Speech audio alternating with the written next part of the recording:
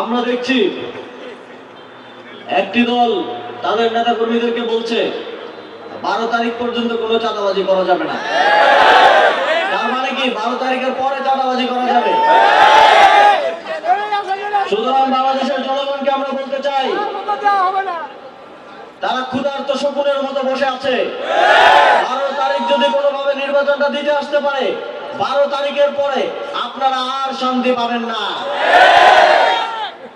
তারা দাঁতে ধার দিয়ে বসে আছে 12 তারিখের পরে চাঁদাবাজি, সন্ত্রাসী, লুটপাটের স্বর্গরাজ্য হিসেবে গড়ে তুলবে বাংলাদেশকে।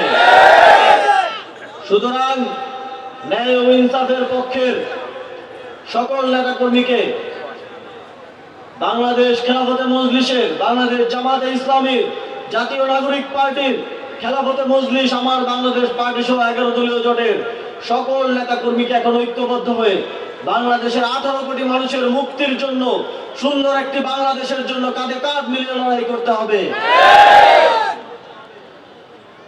আমরা 11 দলীয় জোটের পক্ষ থেকে জানিয়েছি, আমরা নির্বাচিত হলে বিগত শাপলা চত্বর হত্যাকাণ্ড থেকে শুরু করে, মোদী বিরোধী আন্দোলনের হত্যাকাণ্ড থেকে শুরু করে, জুলাই গণঅভ্যুত্থানের হত্যাকাণ্ড এবং সর্বশেষ আমার আপনার ভাই শহীদ হাদি হত্যাকাণ্ডের বিচার আমরা নিশ্চিত করব।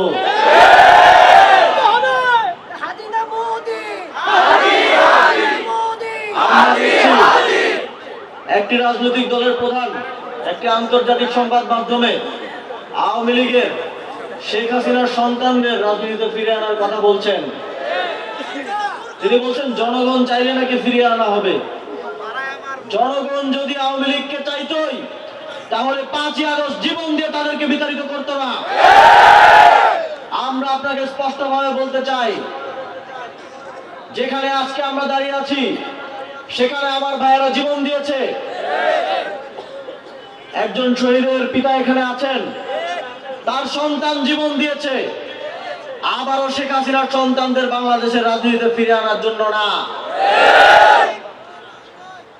জিয়াউর রহমান, তাকে আমরা শ্রদ্ধা করি, কিন্তু তিনি একটাই ভুল করেছিলেন, তিনি শেখ হাসিনাকে বাংলাদেশের রাজনীতিতে ফিরিয়ে এনেছিলেন।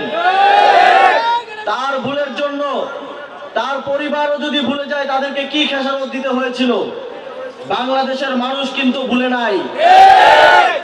আমরা কোনোভাবেই আপনাদেরকে সেই সুযোগ করে দিব না যার মাধ্যমে বাংলাদেশের জনগণ আবারও দীর্ঘ অত্যাচার, অন্যায়, জুলুমের শিকার হবে। যদি এ ধরনের কোনো চেষ্টা করা হয়, 11 দলীয় জোট এবং বাংলাদেশের জনগণ আবারও রক্ত দিয়ে হলেও আওয়ামী লীগকে বাংলাদেশের রাজনীতিতে ফিরে আসতে দেবে না।